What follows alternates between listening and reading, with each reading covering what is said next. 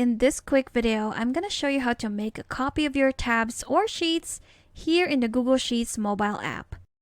So I have the Google Sheets app open on my Android. Now whatever I do here will be the same thing if you were to do it with an iPhone. So we have our tabs here at the bottom. If you want to make a quick copy or a duplicate of each of these tabs, what you're going to do would be to tap on that drop down. There we go. And just select duplicate at the top.